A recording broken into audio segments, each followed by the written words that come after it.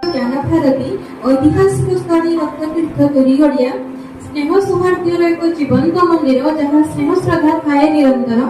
କୁନି କୁନି ପିଲାଙ୍କର କିଚିରି ମିଚିରି ଶବ୍ଦ ସାଙ୍ଗକୁ କ୍ରାନ୍ତି ସାରଙ୍କର ଶବ୍ଦର ପ୍ରହାର, କିଛି କ୍ଷଣ ପିଲାଙ୍କର ଭୟର ଆସର, ସାରଙ୍କ ଭଲ ପାଇବା ଏକ ନିଆରା ଭଙ୍ଗୀର। ଆମ ବିଦ୍ୟାଳୟର ପ୍ରଧାନ ଶିକ୍ଷକ ସବୁବେଳେ ତତ୍ପର, ନୂଆ କିଛି ପରିବର୍ତ୍ତନ ଉନ୍ନତିର ପ୍ରୟାସ। ଛୋଟ ଛୋଟ କଥାକୁ ଗୁରୁତ୍ୱ ଦିଅନ୍ତି, ମନ ଜାଣି ଶିକ୍ଷକ ସଭିଙ୍କ କଥା ସେ ବୁଝନ୍ତି। ଡ୍ରାଇଭର ଭାଇଙ୍କ ଏକତ୍ର ଘଟି ସତେ ଲାଗେ ଭାଇଚାରାର ସୁନ୍ଦର ମୂର୍ତ୍ତି। ଅଞ୍ଜୁକ୍ତା ଦିଦି, ସବିତା ଦିଦି ସବୁ ପିଲାଙ୍କ ପ୍ରତି ମାଆର ସ୍ନେହ ଶ୍ରଦ୍ଧା ଉଜାଡ଼ି ଦିଅନ୍ତି। ପ୍ରତିଟି କାର୍ଯ୍ୟରେ ଆଗଭର ହୋଇ ପାଦ ସେ ବଢାନ୍ତି। କର୍ମଜଞ୍ଜାଳରେ ରହି ମଧ୍ୟ ବିଦ୍ୟାଳୟରେ ଖୁସି ଖୁସିରେ ସମୟ ବିତାନ୍ତି। ମ୍ୟାଡାମଙ୍କର ବିଦ୍ୟାଳୟରେ ଅଭିଭାବକ ପ୍ରତି ନିଆରା ସମ୍ମାନ। ତାଙ୍କ କଥାରେ ହିନ୍ଦୀ ଭାଷା ସହିତ ଓଡ଼ିଆ ଭାଷାର ସୁନ୍ଦର ସମ୍ମିଶ୍ରଣ। କଥାର ଭଙ୍ଗୀରେ ସଭିଙ୍କୁ ଆଦର କରନ୍ତି।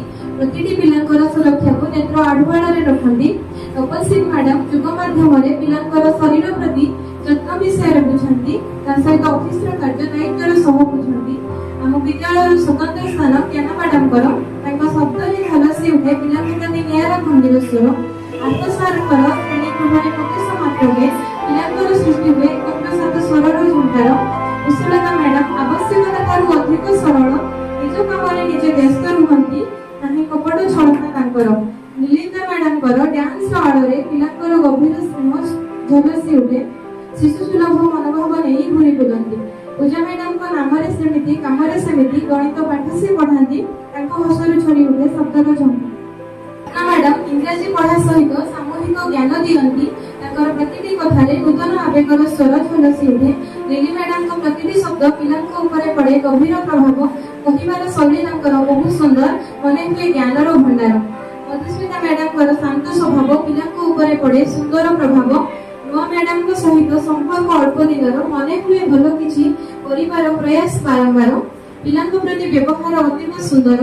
ତା ସହିତ ସବୁ ଶିକ୍ଷକଙ୍କର ପିଲାଙ୍କ ପ୍ରତି ଗଭୀର ସ୍ନେହ। ପାଠ ସହିତ ଅନେକ କଥା ସେ ବୁଝନ୍ତି। ଭବିଷ୍ୟତରେ ବଡ ମଣିଷ ହେବାର ସ୍ୱପ୍ନ ମନରେ ସଞ୍ଚାର କରନ୍ତି। ସର୍ବଶେଷରେ ସ୍ୱତନ୍ତ୍ର ସ୍ଥାନ ରାଉତ ସାରଙ୍କର। ଚେୟାରମ୍ୟାନ ବୋଲି କେବେ ଗର୍ବ ନାହିଁ ତାଙ୍କର। ପିଲାଙ୍କ ସହିତ ଛୋଟ ପିଲା ଭଳି ଆଦର କରନ୍ତି। ପାରିପାର୍ଶ୍ୱିକ ପରିସ୍ଥିତିକୁ ଗୁରୁତ୍ୱ ଦେଇ ପ୍ରତ୍ୟେକ କଥାକୁ ତନ୍ନ ତନ୍ନ କରି ବୁଝନ୍ତି।